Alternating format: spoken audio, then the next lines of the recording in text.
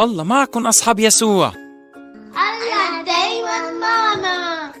وهلأ رجعت لكم تنرجع نحكي عن القداس. من بعد ما عمل يسوع أول قداس بالعشاء السري، صار الأبونا اليوم يعمله هو كمان، تنضل كلنا قادرين نستقبل يسوع بقلبنا. تعرفوا شو الغريب؟ أنه يسوع الكبير قبل يصير قربانة صغيرة تا أنا اليوم اتناوله ويفوت على قلبي. شو بحبني يسوع، كتير حلو هالسر.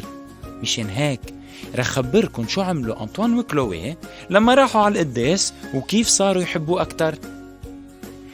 لما سمع أنطوان وكلوي جرس الكنيسة، تذكروا أنه يسوع عم يعزمهم لعنده تيروحوا يصلوا ويلتقوا فيه.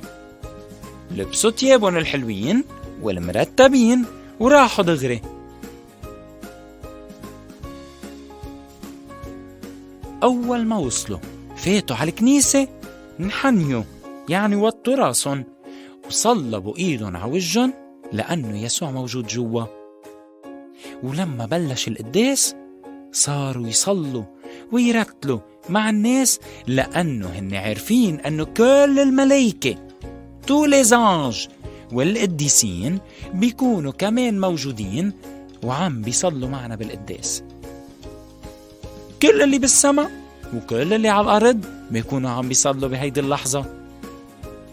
وبعد شوي وقت وبأول القداس الأبونا بيقرأ الإنجيل يلي فيه يسوع بيحكينا تنصير حلوين كتير مثله. وبوقت الإنجيل غمضوا عيونهم وسمعوا الأبونا شو عم يقرأ. هون يسوع بفوت على قلبي من خلال كلمة الله بدينية.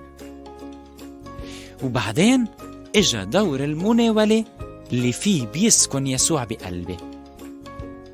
شو حلوة هاللحظة اللي فيها حسوا أنطوان وكلوي بيسوع جواتهم بالقربانة.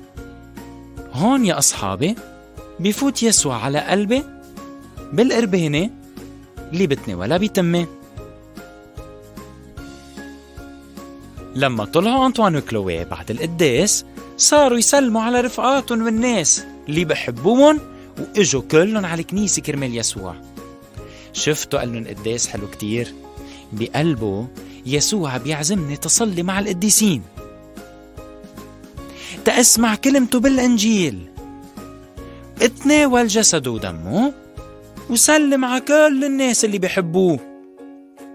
بصلي، بسمع، بتناول، وبسلم. يعني كل حواسي صاروا ليسوع تصير أنا كمان مثله. ما تنسوا يسوع ناطرنا بالقداس خصوصي نهار الأحد، ما تتأخروا عليه. وبس تروحوا فيكن تخبرونا شو حسيتوا وإذا انبسطتوا بالقداس، وإذا بدكن نشرح لكم اشياء أكتر كمان أنا مستعد خبركن عن كل شي بدكن إياه. باي أصحاب يسوع. حبيتوا الفيديو؟ ما تنسوا تعملوا سبسكرايب على الشانل تشوفوا كل جديدنا. شاركوا هالفيديو مع أصحابكم، ساعدونا نوصل كلمة يسوع لكل الولاد.